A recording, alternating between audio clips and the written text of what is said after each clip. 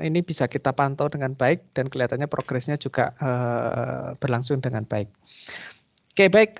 Saya akan memulai terkait dengan penyelesaian persamaan diferensial order tinggi dan saya akan mulai sebenarnya jam. Ini agak ngejam langsung, agak berbeda dari tahun-tahun sebelumnya, yaitu adalah metode terkait dengan penyelesaian persamaan diferensial order tinggi ini. Tapi sebelumnya apakah suara saya terdengar dengan jelas untuk para mahasiswa sekalian?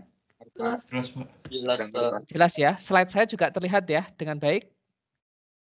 Terlihat, Pak. Oke, baik. Terlihat, Pak. Oke, baik. Jadi terima kasih atas konfirmasinya. Jadi untuk penyelesaian persamaan diferensial biasa order tinggi, ya nanti ini akan saya sampaikan juga di akhir perkuliahan terkait dengan hasil ini. Tapi ada 3 hal yang perlu kita lihat di sini, ya. Bahwa persamaan diferensial order tinggi itu bisa diselesaikan dengan tahapan ini, gitu ya. Jadi Anda tinggal memilih, gitu ya, mana yang nantinya akan Anda gunakan sebagai metode penyelesaian persamaan diferensial order tinggi. Sama seperti halnya Anda menyelesaikan persamaan diferensial order 1. Kalau order 1 Anda lihat, gitu ya, tahapannya, Anda punya kriteria yang Anda bikinkan menjadi tabel yang harus Anda kumpulkan kapan ya? Hari ini kalau nggak salah ya.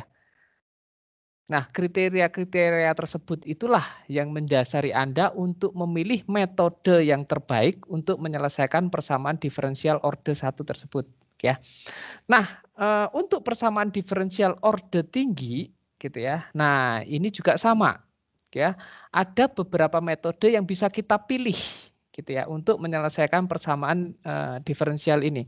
Kalau ditanya, ya, Pak, dasar hukum atau dasar Bapak menentukan tahapan-tahapan ini dari mana? Kalau saya jawab sih sebenarnya dari pengalaman saya gitu ya, selama kurang lebih 6 tahun mengampu analisis matematika ini, coba saya sistematikakan kira-kira metode-metode apa sih yang bisa kita selesaikan untuk persamaan diferensial order tinggi ini. Jadi kalau misalnya Anda tanya di textbook manapun juga kelihatannya ini nggak ada. Gitu ya. Jadi ini memang secara khusus ya saya sarikan dari pengalaman saya. Mungkin Pak Song lebih punya banyak pengalaman ya, karena kan sejak zaman saya juga sudah mengampu mata kuliah ini, jadi punya pengalaman terkait dengan bentuk-bentuk persamaan diferensial order tinggi. Gitu ya. Jadi bagaimana kita menyelesaikan. Kenapa saya utamakan kepada sistematikanya gitu ya? Karena yang pertama itu adalah kita itu orang teknik. Ya, orang teknik yang penting dari ini adalah kita punya fenomena teknik kimia, kita tuangkan di dalam bentuk persamaan teknik persamaan matematika, dan yang terpenting adalah kita bisa menyelesaikan. Apa gunanya kalau kita cuma punya fenomena dalam suatu persamaan matematika tapi tidak minta kuantifikasi. Kita tidak mampu mengkuantifikasi tersebut. Oleh karena itu sistematika ini penting. Penting dalam kita untuk menentukan kita itu akan menggunakan metode mana nih untuk menyelesaikan persamaan ini. Jadi hal-hal yang berhubungan dengan sistematika ini harus Anda jadi fundamental Anda. Jadi Anda tidak perlu nantinya itu, misalnya saya kasihkan contoh gitu ya. Anda berkutat dengan matematika, tapi sebenarnya pada intinya itu tidak bisa diselesaikan dengan menggunakan metode analitik misalnya. Anda harus berubah kepada metode numerik gitu ya. Tapi ada kalanya juga metode numerik itu kadang-kadang juga ribet juga gitu ya. Anda menyusun model dan lain sebagainya, lebih mudah untuk diselesaikan dengan menggunakan metode analitik biasa ya. Kemarin saya punya kasus di mana sebenarnya ini adalah pencampuran biasa, pencampuran terus kemudian dia bikin coding dan lain sebagainya. Wah, ternyata ribet gitu ya. Diselesaikan aja dengan menggunakan metode kita coret-coret yang kemarin itu 5 menit selesai kemarin itunya. Jadi memang ini membekali Anda gitu ya terkait dengan metode penyelesaian yang terbaik yang nantinya akan Anda gunakan. Oleh karena itu dari slide awal itu akan saya berikan sistematikanya terlebih dahulu bagaimana untuk menyelesaikan persamaan diferensial order tinggi ini. Oke, yang pertama itu adalah penyelesaian bertahap. Ya, nah ini memang ketiga metode penyelesaian ini akan bergantung sekali pada bentuk persamaan diferensial yang Anda akan temui. Gitu ya. Jadi tidak berlaku semuanya. Sama seperti persamaan diferensial order 1 kemarin. Misalnya untuk penyelesaian dengan menggunakan homogen gitu ya, yang dimana Anda menggunakan pemisalan misalnya V sama dengan Y dibagi dengan X, itu apabila persamaan diferensialnya itu membentuk persamaan diferensial yang homogen. Anda tidak bisa mengeneralir semua persamaan diferensial orde 1 dengan menggunakan pemisalan V sama dengan Y dibagi dengan X. Ya, tidak bisa. Oleh karena itu juga sama. Di dalam persamaan diferensial orde tinggi, itu ada banyak macam karakternya yang harus Anda pahami. Ya, cara yang termudah kalau misalnya memang cocok gitu ya, itu adalah dengan menggunakan tahap. Nanti akan saya berikan contohnya. Ini penyelesaian bertahap itu seperti apa. Pada intinya itu adalah kalau misalnya persamaan diferensial biasa orde tinggi ini Anda bisa pisahkan variabelnya, secepatnya selesaikan dengan menggunakan metode ini. Ya, Anda tidak perlu melihat yang kedua, Anda tidak perlu melihat yang ketiga. Ya, karena itu adalah bentuk penyelesaian yang termudah yang bisa Anda lakukan untuk persamaan diferensial orde tinggi tersebut. Ya, kemudian yang kedua, ya, metode yang kedua itu adalah penurunan orde dengan menggunakan pemisalan, gitu ya. Misalnya saya punya variabel P itu adalah sama dengan misalnya DC dibagi dengan DT. Padahal persamaan diferensialnya itu adalah orde 2 DC kuadrat dibagi DT kuadrat plus sama dengan sekian, DC dibagi DT dan sebagainya. Nah, salah satu metode yang bisa Anda gunakan itu adalah dengan menurunkan ordenya. Gitu ya. Karena apa? Penyelesaian dengan menggunakan orde yang lebih rendah itu macam atau ragam penyelesaiannya itu lebih banyak. Gitu ya. Anda lihat kemarin untuk persamaan diferensial orde 1 kita punya 6 buah metode analitik yang bisa kita selesaikan. Jadi kalau misalnya Anda punya persamaan diferensial orde 2 yang lihat kompleks, bisa nggak diturunkan terlebih dahulu menjadi persamaan diferensial misalnya menjadi orde 1 dengan Anda melakukan pemisalan misalnya yaitu tadi gitu ya. Misalnya Anda punya nilai P sama dengan DC per DT. Gitu ya. Jadi coba Anda turunkan ordenya misalnya dari orde 2 menjadi orde 1 dengan menggunakan pemisalan. Ya. Kemudian Anda selesaikan dengan menggunakan penyelesaian persamaan orde 1 gitu ya. Begitu itu terselesaikan baru nanti akan Anda kembalikan asumsinya sehingga tetap dia nanti akan berada di dalam ordenya yaitu orde 1 gitu ya. Jadi itu adalah metode yang kedua yaitu kita menurunkan ordenya dengan menggunakan pemisalan. Nah, kemudian yang ketiga gitu ya, yaitu adalah dengan menentukan persamaan karakteristiknya. Nah, ini nanti kita akan mengenal apa itu persamaan homogen dan persamaan tak homogen ya. Dan seperti yang Anda juga temui ketika Anda menyelesaikan persamaan diferensial orde 1 gitu ya, semakin ke bawah itu metode penyelesaiannya akan semakin terbatas. Ini juga sama ya. Nanti kalau misalnya untuk bagian yang terakhir ini yaitu penentuan persamaan karakteristik ini ada batasan-batasan yang banyak sekali gitu ya. Yang pertama itu adalah persamaan diferensialnya itu harus linear. Ya, nah kita nanti akan melihat itu.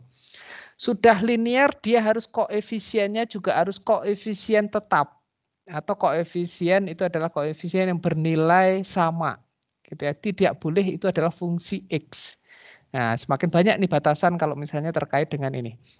Oke, itu adalah sistematika untuk penyelesaian persamaan diferensial orde tinggi. Jadi akan coba kita bahas satu persatu. Gitu adalah saya akan mulai dahulu dengan apa itu penyelesaian bertahap. Oleh karena itu saya tidak akan menggunakan slide yang kemarin saya kirimkan gitu ya. Tapi saya langsung jump kepada contohnya bagaimana kita menyelesaikan persamaan bertahap. Ya, saya punya contoh seperti ini ya. Terlihat contohnya di sini? Para mahasiswa sekalian? Terlihat, Pak. Terlihat. Ya, jadi saya paling enak itu adalah sebenarnya ya menyelesaikan analisis matematika teknik kimia itu adalah dengan contoh langsung biar kita real ya. Tidak karena matematika sebenarnya juga tidak harus dengan teori-teori gitu ya. Namanya juga matematika ya juga kita langsung selesaikan. Di pusat sebuah bola pejal yang berjadi jari R, panas memancar dengan laju konstan yaitu Q dibagi dengan A. Gitu ya. Jadi Q itu adalah satuan untuk apa namanya energi ya. Kilowatt dan lain sebagainya, gitu ya. Terus kemudian A-nya itu adalah suatu konstanta. Oke ya.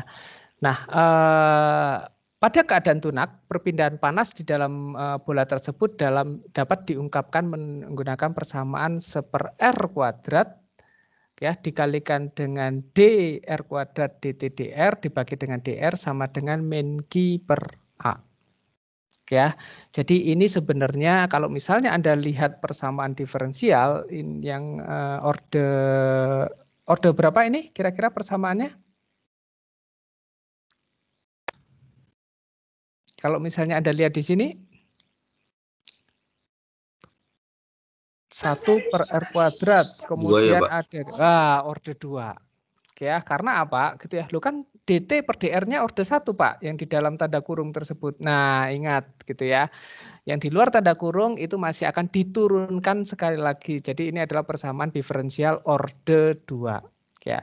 Nah, bagaimana terkait dengan persamaan ini gitu ya? Kita lihat di sini di sumbu apa namanya?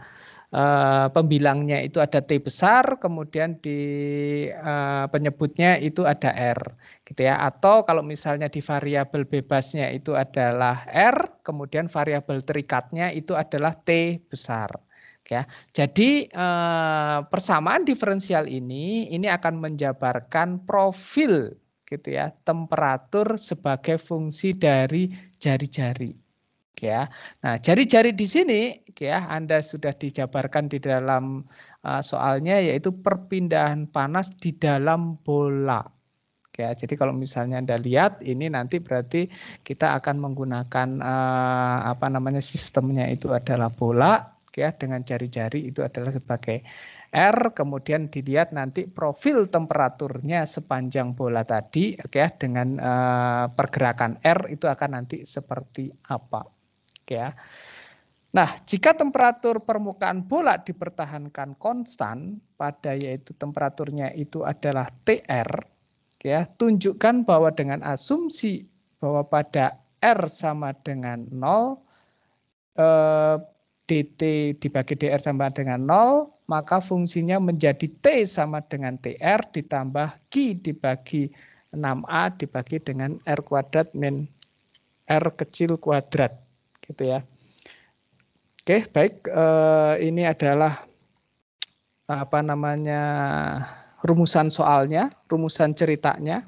Ya, nanti untuk perpindahan panas memang ini belum Anda dapatkan. Anda dapatkan nanti itu adalah di tingkat 3, gitu ya. Termasuk juga untuk peristiwa perpindahannya. Oke. Jadi memang untuk di tingkat 2 ini nanti kemungkinan kalau persamaan-persamaan yang berhubungan dengan perpindahan panas gitu ya dalam analisis matematika teknik kimia nanti akan disampaikan langsung ya bentuk peneracaan masanya seperti apa dan bentuk akhirnya nanti Anda seperti apa sedemikian hingga Anda tinggal menyelesaikan persamaan diferensial orde 2 tersebut. Oke ya. Oke, jadi saya akan menyalakan ini saya. Oke ya, tunggu sebentar. Oke. Apakah sekarang sudah terlihat? Oke ya. Cam scanner saya apakah sudah terlihat para mahasiswa sekalian? Belum, Pak. Di saya belum, Pak. Oh, belum. Belum terlihat, Pak. Belum terlihat ya? Aduh, sebentar. Berarti saya harus share screen-nya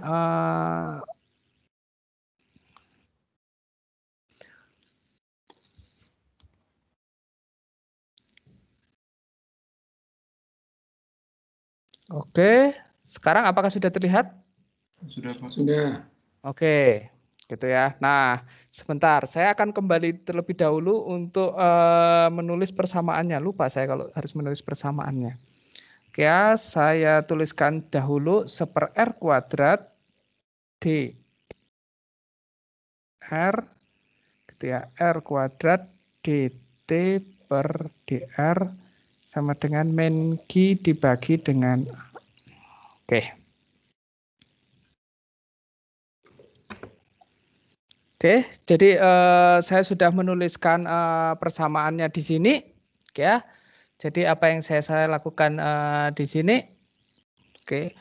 Nah, ini adalah contoh bagaimana kita bisa menyelesaikan persamaan ini adalah dengan menggunakan metode yang pertama.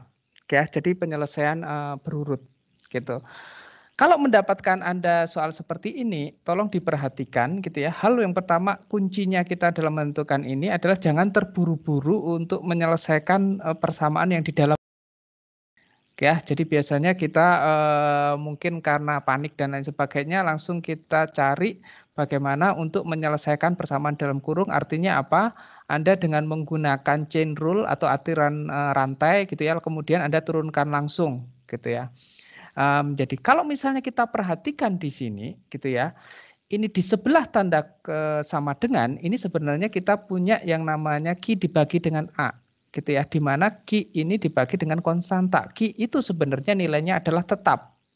Gitu ya. Jadi karena nilainya tetap, maka itu bisa disebut juga sebagai bagian dari konstanta juga. Jadi ruas di sebelah kanan tanda sama dengan itu adalah notabene-nya adalah suatu konstanta. Nah, coba kita perhatikan di sini, sekarang adalah ruas yang di sebelah kiri. Ya, apa yang terjadi di ruas sebelah kiri? Ya, kita punya suatu variabel bebas yaitu adalah R. Ya, di mana itu adalah 1 dibagi R kuadrat, kemudian turunan dari suatu fungsi dibagi dengan DR. Ya. Kalau saya melihat bentukan seperti ini, gitu ya, apa yang saya lakukan? Ini sebenarnya saya bisa isolasi atau saya bisa pisahkan R dengan variabel yang lain. Ya. Nah, oleh karena itu gitu ya, kalau misalnya saya bisa melakukan pemisahan terhadap variabel bebasnya dengan variabel terikatnya, maka saya akan melakukan itu seperti halnya saya pada penyelesaian persamaan diferensial biasa orde 1. Saya akan pisahkan itu gitu ya, karena pemisahan variabel itu adalah metode yang paling mudah untuk penyelesaian persamaan diferensial. Maka apa yang saya lakukan di sini gitu ya, saya susun ulang persamaan di sini gitu ya supaya mudah. Saya punya D dibagi dengan DR R kuadrat DT dibagi dengan DR itu adalah sama dengan min Q dibagi dengan A saya kalikan dengan R kuadrat. Jadi ini saya pindahkan ke sana.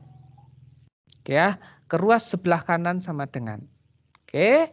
Atau bisa saya susun ulang persamaan ini menjadi DR kuadrat dikali dengan DT dibagi dengan DR sama dengan min Q A R kuadrat DR.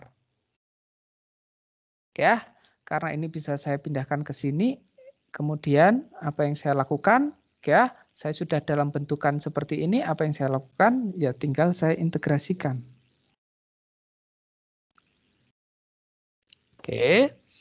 Hasil pentintegrasian dari DR kuadrat dikalikan DT dengan DR itu adalah sebenarnya R kuadrat dikalikan dengan DT dibagi dengan DR. Oke, kemudian apa yang bisa saya lakukan di sini? Ya, ini adalah suatu bentukan konstanta. Kalau misalnya konstanta ini bisa kita keluarkan dari integrasinya, gitu ya. Atau kita misalnya minus Q dibagi dengan A, ya. Ingat, ini kalau misalnya kita integrasikan berarti itu adalah 3, 1, R pangkat 3, benar ya? Benar? Benar, Pak. Iya, Pak. Oke, plus konstanta.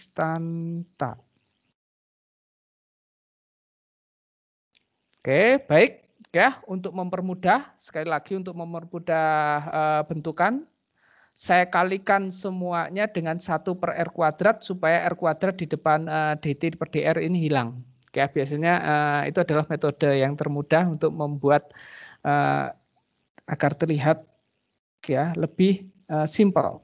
Sama dengan saya ubah menjadi Q dibagi dengan A atau langsung saya kasihkan 3 saja di sini gitu ya. Ini menjadi R karena ini kan dikalikan dengan saya kalikan semuanya dengan 1 per R kuadrat. Ya. Kalau 1 saya kalikan dengan 1 per R kuadrat maka ini juga konstanta dibagi dengan R kuadrat. Seperti ini. Oke. Nah, apa yang saya lakukan? Saya tidak terburu-buru untuk melanjutkan ini, ya. Karena apa? Saya punya syarat di situ bahwa pada R sama dengan 0, R sama dengan 0 itu ternyata DT dibagi DR-nya itu adalah sama dengan 0. Ya, ini artinya apa? Bukan pada saat R sama dengan 0, T-nya itu sama dengan 0, jadi temperaturnya sama dengan 0, bukan pada T-nya ya, tetapi perubahan T terhadap perubahan R itu adalah sama dengan 0. Atau gradien T ya pada saat R sama dengan 0 atau berada pada titik pusatnya bola, gitu ya, pada R sama dengan 0, itu gradiennya, gradien temperaturnya itu adalah sama dengan 0. Ya, nah mungkin untuk memberikan bayangan yang termudah terkait dengan hal ini, gitu ya, saya akan memberikan sedikit tambahan, gitu ya, karena ini yang biasanya Anda mudah untuk Anda bayangkan, gitu ya. Itu profil kecepatan di dalam suatu pipa, memang agak sedikit kemana-mana, tetapi ini yang paling mudah. Kalau misalnya Anda lihat profil kecepatan fluida di dalam pipa, dan itu adalah merupakan kecepatan laminer, biasanya kita akan punya yang seperti ini. Nah, gitu ya. Jadi misalnya arah kecepatannya adalah ke sana, gitu profilnya itu adalah seperti ini. Ya, biasanya pada dindingnya permukaan itu adalah V sama dengan 0, kecepatannya sama dengan 0. Ya. Nah, di dalam sumbunya, di sumbu pipanya, itu di sini kecepatannya itu adalah kecepatan yang tertinggi. Tetapi biasanya di sini itu adalah bahwa nilai dV dibagi dengan dr, dr dari pipanya ya. Jadi jari-jari dari PA-nya itu adalah sama dengan 0. Ya, artinya apa? Di sini tidak ada gradien yang namanya kecepatan.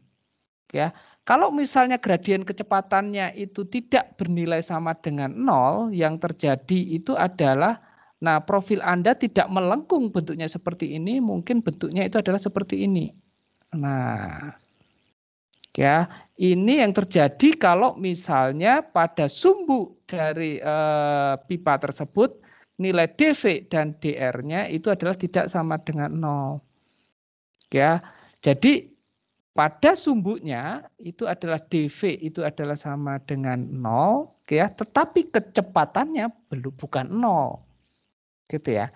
Nah, padahal ini adalah fenomena yang sebenarnya, ini bukan fenomena yang sebenarnya. Karena apa? Ya, yang kita pahami bahwa kecepatan di sumbu dari pipa itu adalah kecepatan yang tertinggi. Ya, jadi bedakan antara kecepatan dengan gradien kecepatan di sini. Ya. Nah, saya kembali lagi ke sini, kasusnya juga sama. Ya, apa yang terjadi pada saat R sama 0 itu adalah gradien temperaturnya itu adalah sama dengan 0, tetapi temperaturnya tidak 0. Jadi gradiennya yang sama dengan 0. Gitu. Ya. Nah, oleh karena itu kita akan gunakan syarat ini, kita masukkan ke dalam persamaan kita, gitu ya. Jadi pada saat R sama dengan 0, apa yang terjadi? Gradien temperaturnya itu adalah bernilai 0, ya. Sedangkan R-nya sama dengan 0 bertambah konstanta bagi R kuadrat. Ya, dari sini kita bisa dapatkan bahwa nilai konstanta itu adalah sama dengan 0. Ya, sedemikian hingga persamaan 1, ya, ini bisa saya sederhanakan dengan menambahkan syarat batas ini. Sedemikian saya akan punya bahwa nilai dt dibagi dengan dr itu adalah sama dengan min Q dibagi 3A R. Karena apa? Konstantanya itu adalah sama dengan 0. Oke, baik. Akan saya lanjutkan. Ya. Apa yang harus saya lakukan di sini? Ya, ini adalah juga bentuk dari variabel yang bisa kita pisahkan. Ya, jadi saya akan pisahkan variabel bebasnya akan saya pindahkan ke sebelah kanan tanda sama dengan, kemudian variabel terikatnya akan saya pindahkan ke sebelah kiri. Kalau kita lihat dari persamaan yang sekarang kita hadapi, gitu ya, variabel terikatnya itu adalah T, jadi saya akan tetap di sini dt. Sedangkan variabel bebasnya itu R, saya pindahkan ke sebelah kanan tanda sama dengan, sedemikian saya akan punya min Q dibagi dengan 3A, R dikalikan DR. Oke, apa yang saya lakukan dengan persamaan ini? Saya akan integrasikan. Ya, sedemikian hingga saya akan mendapatkan bahwa di sini ini adalah, kalau misalnya saya integrasikan dari nilainya itu adalah dari mulai dari di sini itu adalah T pada saat R sampai T R sama dengan R, ya, sampai dengan T R sama dengan R besar, ya, karena kan kalau misalnya kita bolak,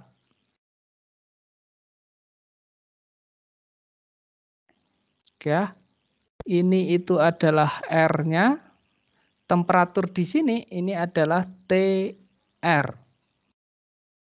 Ya, nah apa yang ingin didapatkan di sini itu adalah kita ingin mendapatkan temperatur di sepanjang garis ini.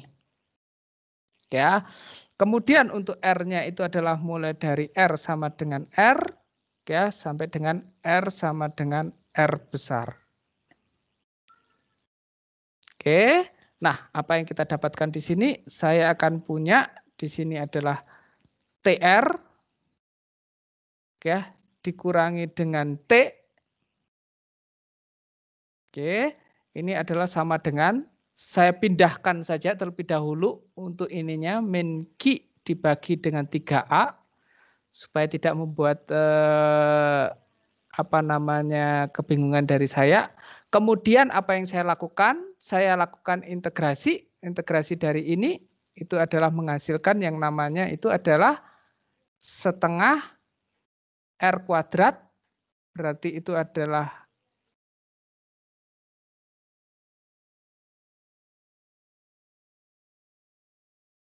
ya. Nah, pertanyaan saya, apakah menghasilkan nilai konstanta di sini? Ada nilai konstantanya? Tidak, Bapak. Tidak ada konstanta. Karena apa? Kita mengintegrasikan dengan batas yang jelas. Oke, apabila kita batasan kita sudah jelas mulai dari integrasi dari R sampai dari R kecil sampai dengan R sama dengan R besar, maka tidak akan keluar konstanta.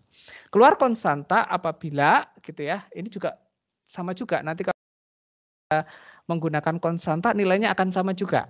Ya, tetapi karena saya batas integrasinya jelas, mulai dari TR sampai dengan TR yang terluar, ya, temperatur terluar, maka tidak akan keluar konstanta, gitu ya. Nah, oke, baik, ini bisa kita seturkan ulang, gitu ya, persamaan di sini, gitu ya. Apa yang saya lakukan di sini, ini min T sama dengan min TR, ya, dikurangi dengan Q, langsung saja 6A R kuadrat dikurangi dengan R.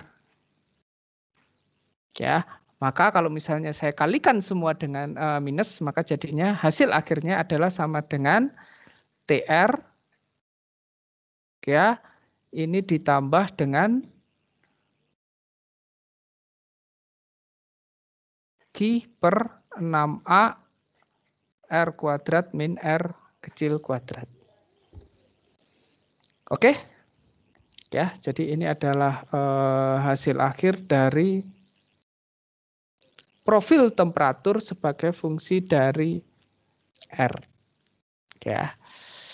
Oke, baik. Bagaimana dengan tadi? Sudah sesuai dengan yang di Excel? Ya, sama ya? Kok di Excel apa namanya? Di slide. Oke, jadi ini adalah satu contoh di mana kita bisa menyelesaikan persamaan diferensial itu adalah dengan menggunakan metode bertahap. Kunci dari sini itu adalah dengan pemisahan variabel. Jadi kalau kita bisa memisahkan variabel-variabelnya, gitu ya, terpisahkan antara variabel bebas dengan variabel terikatnya, ya, kita bisa menggunakan metode ini. Dan ini adalah metode yang paling mudah. Bentuk persamaan yang bisa diselesaikan dengan ini juga tidak terbatas pada persamaan linear saja. ya.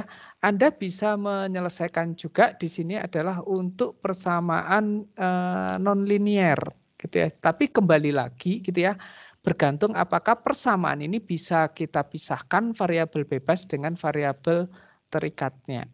Ya, jadi yang pertama Anda lihat ini Anda pantau itu adalah bagaimana memisahkan variabel ini. Oke, baik, saya kembali lagi ke slide-nya. Gitu ya, saya besarkan lagi slide-nya. Oke, ini adalah kemudian saya akan kembali ke metode tadi. Oke. Oke, jadi itu adalah untuk penyelesaian bertahap dengan menggunakan pemisahan variabel. Kemudian metode yang kedua gitu ya, itu adalah dengan penurunan orde dari persamaan diferensial tersebut dengan kita melakukan pemisahan. Gitu ya. Nah, ini saya tadi pagi nyari-nyari contohnya yang kemarin tentang katalis kok nggak ketemu-ketemu. Jadi nanti mungkin dalam pertemuan selanjutnya. Nanti kalau misalnya saya ketemu dengan contoh kasus ini gitu ya, itu adalah dengan menggunakan pemisahan seperti yang tadi saya sampaikan, misalnya P sama dengan misalnya DC per DT, padahal kita persamaannya itu adalah persamaan orde 2 dari D kuadrat C per DT kuadrat. Nah, dengan melakukan pemisahan tersebut nanti kita akan bentuk persamaan diferensial orde 2 itu kita turunkan ordenya sebenarnya menjadi DP per DT gitu. Ya, kalau DP per DT berarti itu adalah persamaan orde 1. Nanti akan saya carikan contohnya. Atau mungkin Pak Song ada contohnya Pak yang terkait dengan penurunan orde ini Pak?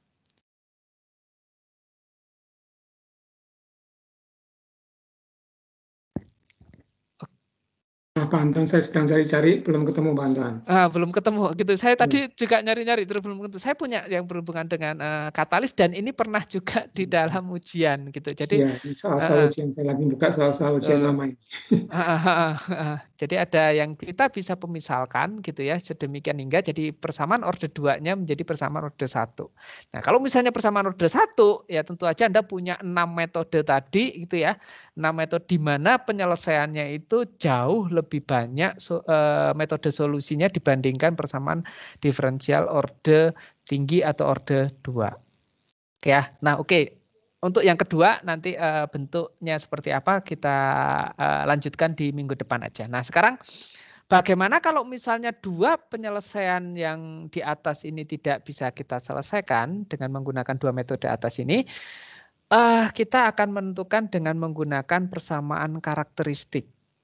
Oke, nah ini banyak syaratnya, karena itu kita perlu hati-hati di sini.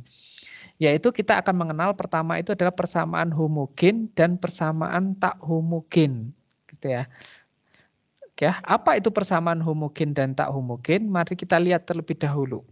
Oke, nah coba kita lihat bentuk persamaan diferensial linear orde n itu mengikuti persamaan 3.1. Ya, bentuknya itu adalah seperti ini. Ya. Jadi nantinya yang bisa diselesaikan dengan menggunakan persamaan karakteristik ini itu adalah bentuk persamaan diferensial linear. Ingat ya, kata kuncinya itu adalah persamaan diferensial linear. Pak, bagaimana kalau misalnya persamaan diferensial tersebut tidak linear dan tidak bisa diselesaikan dengan dua metode yang di atas tadi, Pak? Gitu ya dengan ini. Anda tidak usah susah-susah mencari solusi analitiknya, langsung pindah ke metode numerik. Gitu ya. Karena untuk metode yang ketiga ini hanya bisa diselesaikan dengan bentuk linear. Ya. Nah, bentuk linear dari persamaan diferensial orde tinggi itu seperti apa? Ini seperti tergambarkan di dalam 3.1. Ya. Nah, biasanya pada tahun-tahun sebelumnya itu mahasiswa agak bingung gitu ya, apa yang dimaksud dengan linear gitu ya. Jadi untuk linear di persamaan diferensial itu berbeda konsepnya dengan linear di persamaan aljabar biasa, ya. Kalau misalnya Anda punya gitu ya, di sini saya akan mencontohkan, oke. Apa yang disebut linearitas itu sebenarnya sesuatu yang relatif gitu ya, tidak ada yang absolut. Misalnya Anda punya persamaan itu adalah Y sama dengan AX ya. Maka kalau misalnya punya persamaan Y sama dengan AX, ya, A itu adalah konstanta, di mana ini adalah konstanta, ya, maka ini bentuk persamaan linear ataukah bukan? Y sama dengan AX, persamaan linear ya? Linear Pak, bukti linearnya apa? Kalau Bapak bikin yang namanya sumbu koordinat kartesian, gitu ya, sumbu X-nya itu saya berikan X dan kemudian sumbu tegaknya itu adalah Y, apa yang terjadi? Bapak akan mendapatkan yang namanya garis lurus, ya, dengan slope itu adalah A, gitu ya. Nah, kemudian garisnya itu lurus, karena lurus itu disebut dengan persamaan linear, gitu. Nah, sekarang bagaimana kalau saya ubah persamaan ini menjadi Y sama dengan AX kuadrat, gitu. Ya, nah ini bukan persamaan linear Pak. Loh, buktinya apa? Kalau misalnya Bapak bikin di dalam sumbu kartesian lagi, ya, kemudian sumbu horizontalnya X dan kemudian sumbu Y-nya itu adalah sumbu tegaknya itu adalah Y, maka Bapak akan menemukan di sini ini adalah bentuknya itu adalah, nah seperti ini. Oh, gitu kan ya. Ya, kalau misalnya saya teruskan ya jadinya seperti ini. Gitu kan. Nah, jadi tidak linear, Pak. Nah, kalau misalnya saya bikin sekarang gitu ya. Saya bisa manipulasi nih jadi linear nih. Gimana Pak caranya? Ya, caranya itu adalah sumbu tegaknya tetap Y, kemudian sumbu horizontalnya bukan X, tapi saya bikin itu adalah X kuadrat.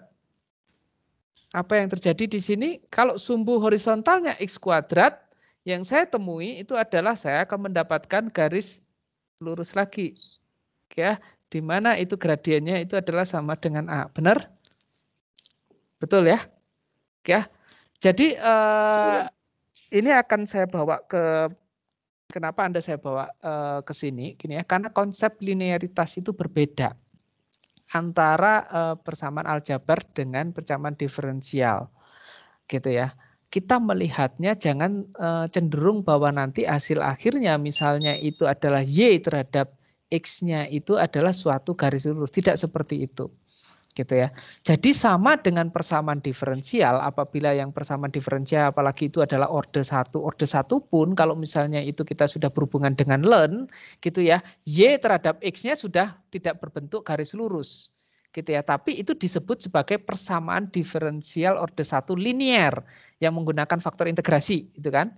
Faktor integrasi itu adalah bentuk persamaan linear orde 1. Loh, tapi kan kalau misalnya kita lihat hasilnya eksponensial Pak, nggak bentuk linear. Jangan dilihat dari situnya, gitu ya. Oleh karena itu sama dengan kasus yang tadi saya sampaikan. Jangan Anda melihat hasil akhirnya Y terhadap X, gitu ya. Kalau Y terhadap X bersamaan Y sama dengan AX kuadrat ini juga bentuknya itu adalah tidak linear, gitu ya. Tapi saya bisa bentukkan jadi linear apabila apa? Saya punya korelasi Y, kemudian saya hubungkan dengan X kuadratnya. Maka inilah yang disebut dengan persamaan diferensial linear. Nah, konsep ini kita bawa gitu ya, kita bawa untuk dalam persamaan diferensial ini, ya. Jadi yang dimaksud dengan persamaan linear, ya, untuk persamaan diferensial itu yang seperti apa? Coba kita perhatikan di sini, gitu ya. Jadi bentuknya itu adalah dn dy dibagi dengan dx kuadrat ditambah dengan suatu fungsi, ya, fungsinya itu di dalam X, ya, terus kemudian dikalikan dengan dn-1y dibagi dengan dx-1, ya, ditambah dengan bla bla bla bla, ditambah dengan A0, A0-nya itu adalah fungsi X dikalikan dengan Y-nya, itu adalah sama dengan fx. Nah, itu adalah bentuk linear. Nah, kenapa? Kenapa kita harus tahu bentuk linear dari sini? Ya, karena ya itu tadi, metode yang ketiga, apabila persamaan diferensialnya itu tidak linear, maka Anda tidak bisa lagi menggunakan metode persamaan karakteristik. Gitu ya. Anda tidak akan bisa mencari persamaan karakteristik. Oke, yang saya sebut dengan merusak kelinearitasan itu gimana? Coba Anda sisipin di antara A1, X ini Anda sisipin Y. Dikalikan DY dibagi dengan DX. Jadi ada Y nih. Jadi A1X dikali Y dikali dengan DY dibagi dengan X gitu ya. Nah, itulah yang merusak kelinieristasan dari persamaan diferensial itu. Jadi kalau misalnya Anda mengalami kasus seperti itu, nggak usah dicari-cari gitu ya. Nggak usah dicari-cari solusinya, udah itu bukan persamaan diferensial orde tinggi yang linier. Jadi jangan Anda langsung ke persamaan karakteristik deh dengan ini, nggak bisa gitu ya. Jadi syarat pertama untuk penyelesaian persamaan diferensial yang menggunakan penyelesaian dengan metode persamaan karakteristik itu adalah linier. Oke. Kemudian syarat kedua, ada syarat keduanya. Itu bentuknya itu adalah dan ya, bukan atau. Jadi linier dan ya AX-nya A1X, A0X, kemudian AN-1X itu harus sama dengan konstanta. Kalau dia dalam bentuk fungsi X ya, itu juga tidak akan terselesaikan dengan menggunakan faktor integrasi. Ya, jadi di sini Anda bisa menuliskan dalam catatan Anda, syarat kita itu bisa menyelesaikan persamaan diferensial orde 2 dengan menggunakan metode persamaan karakteristik adalah satu, bentuknya harus persamaan diferensial orde tinggi linier. Yang kedua, ya, koefisiennya harus bernilai tetap. Jadi koefisien itu apa? Ini yang namanya AN-1X, A1X, A0X itu harus bernilai tetap. Bernilai tetap itu artinya apa? 1, 2, 3, 4 gitu. Bukan merupakan fungsi. Gampangannya seperti itu. Oke ya. Jadi itu adalah syarat kita bisa menyelesaikan persamaan diferensial ini dengan menggunakan metode karakteristik. Oke, jadi tolong dipahami di sini sistematikanya itu ya, karena apa? Nanti itu Anda akan punya bentuk persamaan diferensial misalnya dalam ujian gitu ya, sama seperti nantinya Anda hadapi dalam ujian persamaan diferensial orde 1 gitu ya. Anda akan diberikan persamaannya, tapi tidak disampaikan apakah itu persamaan homogen, apakah itu eksak, apakah itu bentuk Bernoulli, Riccati, ataukah bisa diselesaikan dengan faktor integrasi. Anda harus mencari sendiri.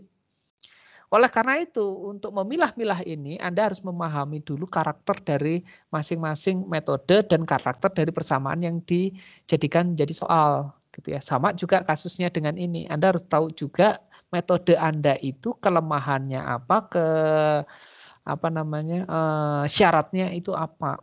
Gitu ya. Jadi ini. Jadi kalau misalnya demikian, gitu ya, Anda misalnya persamaannya non-linier atau koefisiennya itu adalah tidak sama dengan suatu nilai tertentu 1, 2, ada 3 gitu ya. Misalnya itu dalam bentuk suatu fungsi A, nggak perlu Anda susah-susah mencari atau menggunakan persamaan karakteristik. Udah pasti itu tidak bisa diselesaikan dengan menggunakan karakteristik. Jadi itu dulu kepahaman itu dulu yang perlu ditanam ya. Jadi nanti kalau misalnya mau ujian yang kedua, tugasnya nanti juga sama. Anda bikin tabel juga gitu ya, terus kemudian membuat runtunan syarat dan bagaimana metode untuk penyelesaiannya gitu ya. Jadi nah, apabila dua syarat itu terpenuhi, maka kita akan mendapat dua bentukan, yaitu ada yang disebut dengan persamaan diferensial homogen. Persamaan diferensial homogen apabila fx yang di sebelah tanda sama dengan ini bernilai 0. Ya, maka itu disebut sebagai persamaan diferensial orde tinggi homogen. Nah, ini juga mungkin ada Anda yang bingung, Pak, apa bedanya kemarin dengan persamaan homogen yang ada di di orde 1 ya? Persamaan orde 1 gitu ya. Nah, ini agak sedikit kita bedakan. Kalau yang di orde 1 gitu ya, homogen, yang dimaksud dengan homogen itu adalah apabila kita mengganti suatu variabel x dengan lambda x, kemudian y dengan lambda y, apa yang terjadi? Kita akan masih bisa mendapatkan bentukan yang sama sesuai dengan persamaan aslinya.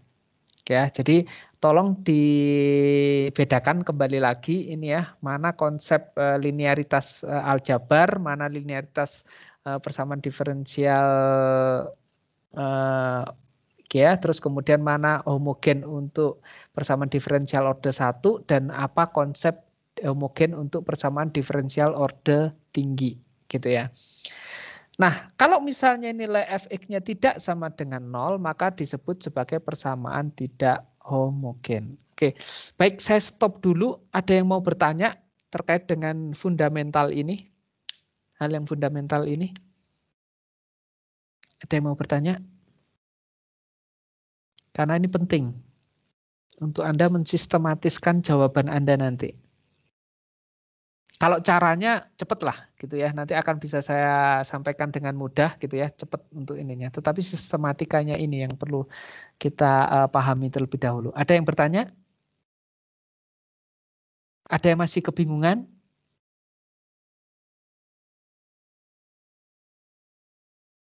Tidak ada? Atau saking bingungnya malah bingung mau ditanyakan apa?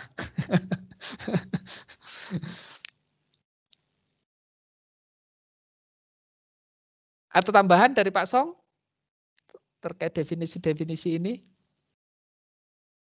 Ya, Pak Anton, tapi yang penting mahasiswa harus mencoba. Jadi apa yang Betul. disampaikan Pak Anton ini jangan lupa lihat textbooknya ya. Jadi kalau kalian punya textbook dibaca betul kalimat demi kalimat, karena juga di sana disampaikan apa yang dimaksud dengan persamaan tak linear ya. Jadi bagaimana variabel terikat dan turunannya, keberadaan variabel terikat dan turunannya. Seperti tadi Pak Anton sampaikan, misalkan yang sedang tertayang di situ di persamaan 31, ini kan ada suku 1, suku 2, suku dan seterusnya ya. Seandainya di suku pertama di sana saya tambahkan dengan Y saja, itu menjadi tak linear. Tak linear. Ya.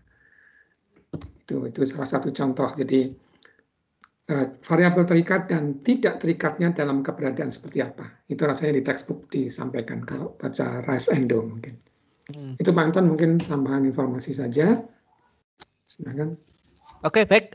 Saya akan lanjutkan. Kalau misalnya tadi tidak ada masalah, nanti kalau misalnya ada kebingungan, karena ada bagus sebenarnya kemarin ada mahasiswa yang mengontak saya. Saya sebenarnya senang gitu ya. Tapi pas kebetulan kemarin itu anak saya jadi rewel. Jadi saya ini anak saya dulu, terus kemudian ketika saya baca WA-nya kembali, terus kemudian Pak sudah solve, sudah mengerti. Oh syukurlah dengan ini. Padahal baru mau saya ini. Jadi tidak ada masalah. Nanti Anda bisa kirim pesan lewat WA gitu ya, pesan pesan juga lewat WA grup atau WA chat ke saya gitu atau ke pengampu gitu ya, kalau misalnya ada hal yang masih kurang dipahami gitu ya. Oke, baik, saya akan lanjutkan ya. Nah, mungkin ada sebagian yang mungkin ada pertanyaan jahil, Pak, itu kenapa disebut dengan persamaan diferensial homogen kalau fx-nya sama dengan 0, terus kemudian kalau fx-nya tidak sama dengan 0, kenapa tidak langsung disebut persamaan diferensial heterogen gitu ya. Kenapa disebut tak homogen gitu ya. Nah, ini kembali lagi ya. Ini masalah penamaan atau konsep ini ya, kita serahkan kepada teman-teman kita di matematika. Mereka yang mengurusi hal ini kita kita gunakan aja lah dengan ini. Kita hormati saja keputusan mereka tidak menggunakan kata heterogen, tetapi mereka lebih senang menggunakan kata tak homogen. Mungkin ada alasan di balik itu, tapi mungkin tambah ya, sedikit Pak, ada juga yang mendefinisikan sebagai forcing function kan, fx itu. Oh ya, forcing function ya dengan ini. Ya, forcing function. Gitu ya. Jadi kalau tidak sama dengan 0 berarti forcing function-nya tidak sama dengan 0. Ya. Nanti kalau dilihat dari fenomena TK ada kaitannya mestinya. Tapi kalau ada forcing function itu lebih ke engineering, Mbak ya. Betul. Kalau untuk definisi teman-teman matematik gitu pasti ya, homogen yang dan non-homogen. Homogen dan tak homogen. Ya, karena di beberapa textbook saya juga non homogen sama homogen gitu ya ya. Jadi kita hormati saja terkait dengan putusan mereka untuk menggunakan kata tak homogen, dan juga saya termasuk bukan tipe dosen yang kepo banget gitu ya. Kenapa menggunakan tak homogen gitu kalimatnya. Oke, baik, saya lanjutkan. Oke, itu ya. Mungkin saya akan lanjutkan langsung aja. Nah, ini yang penting itu adalah gini ya, apa yang inti dari slide ini. Oke. Jadi inti dari slide ini adalah Kalau Anda punya persamaan diferensial order 1, maka akan Anda mendapatkan satu konstanta. Benar kan kemarin? Ya, kalau kita punya batas syarat batas integrasinya itu yang belum ditentukan, gitu ya, kita akan menghasilkan persamaan general itu adalah dalam Y sama dengan hubungan X plus konstanta, biasanya seperti itu. Gitu ya, ada nilai konstanta. Untuk orde 1 itu akan menghasilkan satu buah konstanta. Bagaimana dengan orde 2? Orde 2 itu akan kita menghasilkan yang namanya 2 buah konstanta. Orde 3 bagaimana? Nah, berikut berlanjutnya. 3 konstanta dan lain sebagainya. Ya. Jadi intinya di sini kalau misalnya Anda baru mendapatkan satu konstanta dalam persamaan itu berarti persamaan itu masih belum cukup ya untuk disebut sebagai jawaban lengkap dari persamaan diferensial tersebut. Ya. Jadi oleh karena itu kita harus mendefinisikan dua konstanta. Nah, karena ada dua konstanta, maka akan ada dua syarat. Ya, kalau kemarin dalam persamaan diferensial orde 1 Anda punya misalnya kasusnya itu adalah pada saat T sama dengan 0 itu adalah misalnya konsentrasinya sekian. Ya, atau pada saat nilai T sama dengan sekian, ketinggiannya itu adalah sekian, kasus tangki-tangki itu ya. Nah, nanti untuk persamaan diferensial orde 2 ini, maka syaratnya juga akan ada dua. Karena Anda juga punya dua buah konstanta. Ya. Jadi jumlah syarat bertambah, ya, syarat batas ataupun awal itu juga nanti akan bertambah. Dibarengi dengan kenaikan orde dari persamaan diferensial tersebut. Jadi kalau persamaan diferensialnya nantinya orde 3, maka juga Anda akan mendapatkan 3 buah syarat batas ataukah syarat penyelesaian gitu ya. Nah, itu terus kemudian saya lanjutkan lagi. Ya. Nah, kalau seandainya nanti itu Anda saya sebelumnya apabila persamaan itu adalah homogen atau fx sama dengan 0 ya, di dalam penyelesaian dengan menggunakan persamaan karakteristik ini ya, jawaban Anda itu adalah disebut sebagai jawaban komplement atau Y sama dengan YC. Ya, C itu adalah komplement. Sedangkan kalau misalnya fx-nya tidak sama dengan 0 atau bentuk persamaannya membentuk persamaan non-homogen, ingat ya non-homogen, jadi fx tidak sama dengan 0, maka jawaban Anda itu adalah jawaban komplement ditambah dengan jawaban partikulernya dia, ya, atau khususnya dia. Ya, makanya notasinya itu adalah sama Y sama dengan YC ditambah dengan YP. YC itu adalah untuk sisi ruas yang nantinya itu berada jawaban dari sisi ruas sebelah kiri. Sedangkan YP itu adalah untuk penyelesaian ruas di sebelah kanan. Ya, kalau kita nanti ngelihat dari sisi apakah di sebelah kiri tanda tangan ataukah di sebelah kanan tanda dari sama dengan. Ya, itu teorinya. Nanti belum kebayang, maka mari kita bayangkan dengan melihat soalnya langsung. Ya, ini tadi. Nah, ini dia. Ya. Sekarang bagaimana kita membuat yang namanya persamaan karakteristik? Apa sih itu Pak persamaan karakteristik? Ya. Coba kita lihat persamaan 3.16 ini.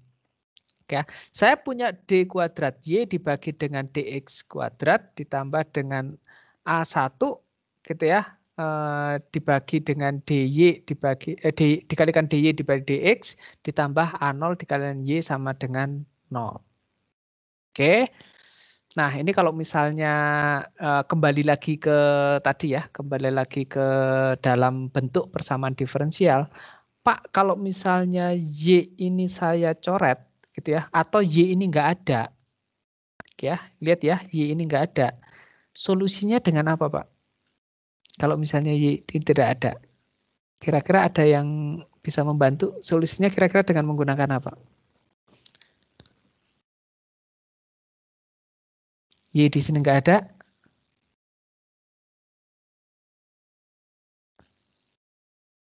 Ya, solusinya adalah dengan metode yang pertama.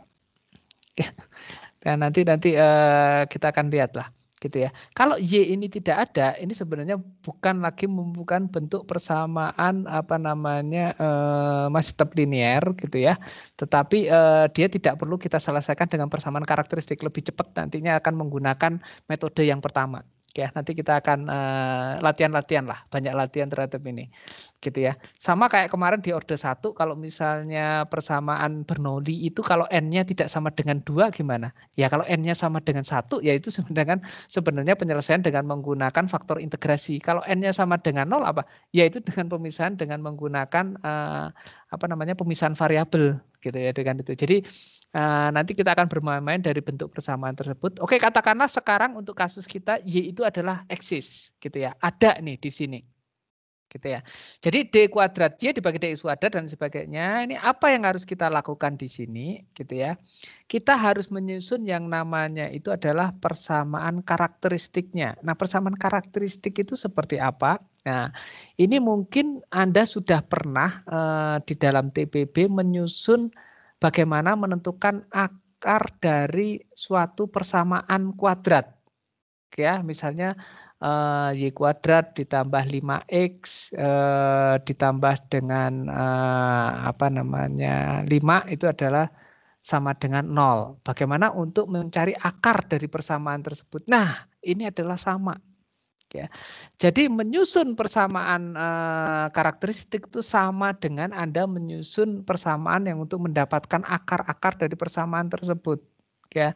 Jadi kalau misalnya saya punya D kuadrat Y dibagi dengan DX kuadrat ditambah dengan A1 DY dibagi DX ditambah dengan A0 kalikan Y sama dengan 0, maka bentuk dari persamaan karakteristik ini adalah ya yang kuadrat-kuadrat tadi, yang turunan-turunan ini kita asumsikan dia itu adalah R. Jadi kalau misalnya D kuadrat Y dibagi dengan DX kuadrat itu adalah R kuadrat.